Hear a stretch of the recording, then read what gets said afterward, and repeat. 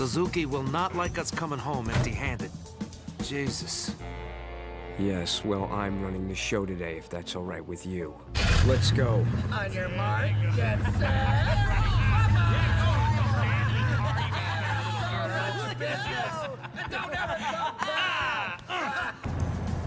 Black. Huh? Black. I remember Suzuki said something about that kid. Some brat hangs out in Treasure Town. Not afraid of trouble. Likes a taste of blood. Supposed to be smart, too. His name is Black. Hi guys, this is Bill from Spencer1984.com with a new project, the Mitsubishi Colt Galant GTO MR as seen in the movie Tekkonkinkreet. This is a bit of a departure from what I usually do in that I'm going to be building this box stock, but I've wanted a model of this ever since I first saw it in the movie, and at the time the only option was an ancient Nitto kit that was motorized and really not great on the details. But then a couple of years ago, Hasegawa released a series of the Mitsubishi Colt Galants, including this one, which is pretty much a perfect match for what we saw in the movie. And it's definitely a neat looking car, and being a new tooling, it should look pretty good. So let's take a look at the kit.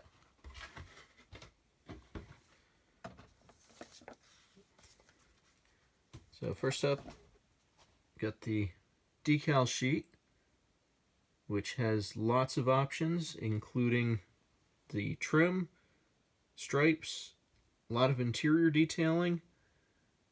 Just overall really nice sharp printing on these. All the benefits that you get from a new kit. We've got the glass components here, which those look nice and clean. It does have glass all the way around, including the side windows. Got taillights cast in clear right here so that they can be colored in appropriately.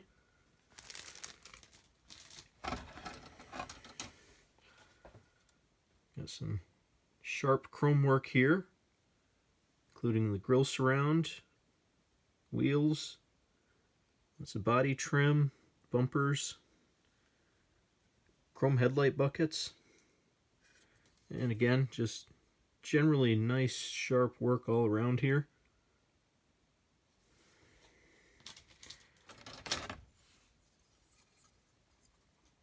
Here we got one of the seats and two of the wheels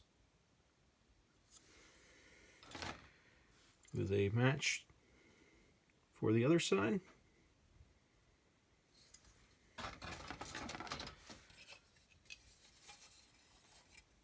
And here we've got the dashboard and some interior bits, center console, shifter, steering wheel and column. Got some really nice sharp detailing on these side panels here. Yeah. No carpet, so that could stand a little extra texturing there. Got the side view mirrors, rear seat, and the grille. And again, got nice little texture in there, as well as the little mount points right there for the emblem.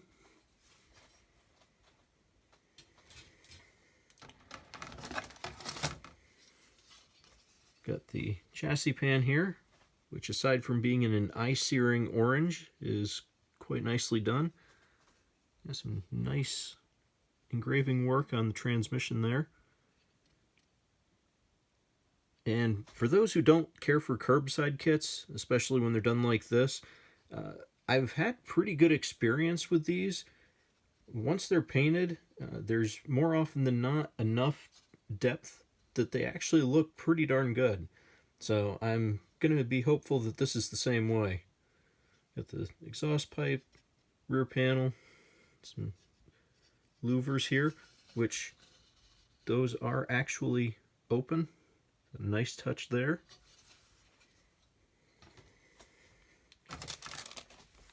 We got our 4 rubber tires there. And last up, we've got our suspension. Pretty nice detailing on the struts. Separate wipers. Separate sway bar. Disc brakes. Rear axle. Rear springs. And the tie rod there. And then, last but not least, you got the body, which engraving is good. A little shallow on those door panels and the hood. So I'm going to have to adjust those a little bit and kind of carve them out some. But overall, not bad. Got some nice radiator detail in there.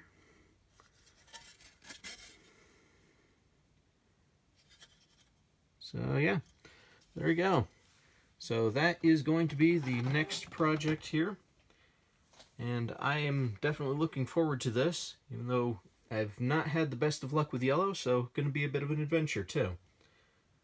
So check back next time, and thanks for watching.